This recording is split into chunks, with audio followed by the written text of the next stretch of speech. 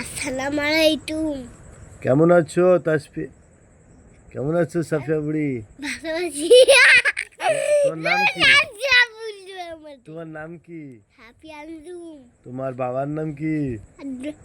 আব্দুল রহমান। তোমার আম্মুর নাম? সোনিয়া।